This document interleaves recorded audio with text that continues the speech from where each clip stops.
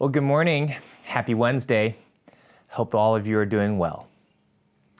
I wanted to begin this morning by sharing with you a dream I had a couple nights ago. I was traveling in a small little mini tour bus through the Eastern Europe, or so it seemed, um, and we were traveling through little towns to try and get to our destination. And one of the towns that we passed through was it seemed to me under attack. There was some sort of civil war that was going on, and there was an intense amount of violence that was happening on the streets. There was this gunfire, people throwing rocks. There's this absolute chaos. And of course, for me, sitting in this minivan, I thought that I thought I was going to get hurt, but nobody was paying attention to us as on this van, and we just managed to pass through while they were shooting up buildings and doing all sorts of havoc.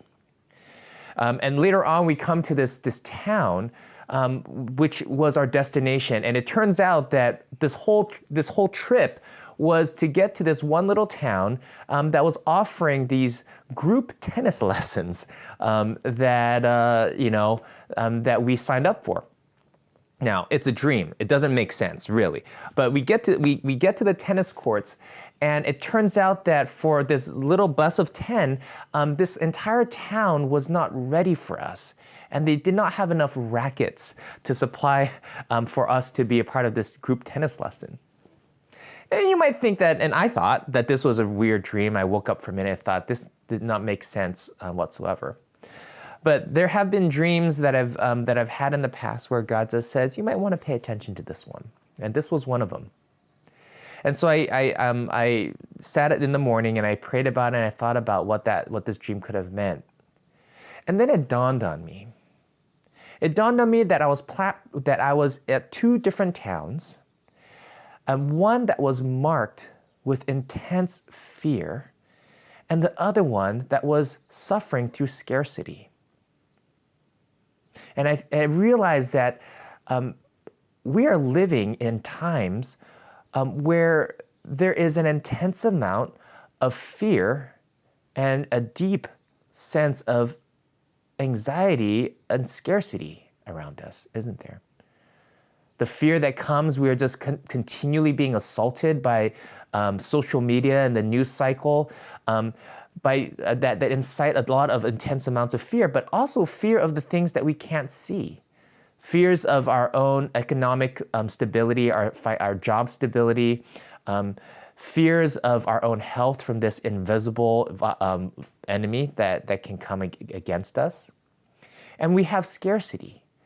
There's this sense of scarcity wherever you go, as a matter of fact. You can go, if you have gone to a grocery store, you would notice that there are many bare shelves around. And people are grabbing and hoarding and hiding because of this scarcity and because of this fear.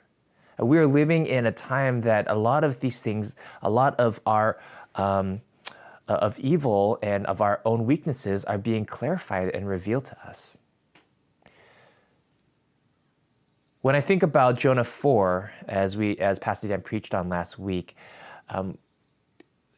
it's hard to ignore the fact that Jonah was the one lone person in the midst of an entire nation rejoicing because of the grace and mercy of God.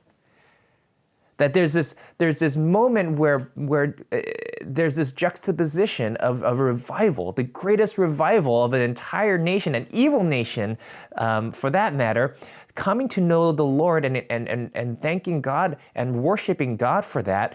And here is the prophet, or the anti-prophet, sitting on a hillside, pouting. Because he was so absorbed at his own sense of righteousness. He was so absorbed as his reputation as a representative of the nation of Israel, and not thinking that this was fair at all, that this evil nation, the Syrians, who are so evil and have oppressed Israel, would get a second chance.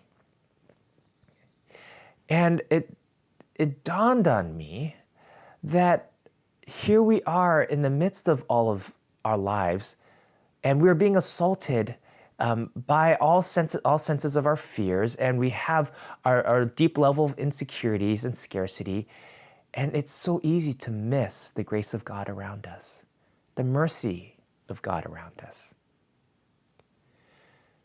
I was brought to that morning when I was praying Isaiah 41, and I just wanted to share two verses with you that I feel like is important for us to think about. The first one is Isaiah 41 verse 10, and then the next is Isaiah 41 verse 17. Verse 10 says, "So do not fear, for I am with you. Do not be dismayed, for I am your God. I will strengthen you and help you. I will uphold you with my righteous right hand." Or some translations would say, my victorious right hand. That in the midst of their exile, God would say to them, do not fear. I am with you. And I will hold you, not just with peace and joy, but with my victorious right hand. That even if you don't feel it, I am victorious in all of this. Isn't that a word that we need right now as we are approaching Easter? And we have so much fear in us that we have to remember that God is the one who had conquered death and is holding us with his whole ridden, victorious right hand. The second verse is verse 17. It goes on to say, "The poor and needy search for water, but there is none." Scarcity. "But I, the Lord, will answer them. I, the God of Israel, will not forsake them."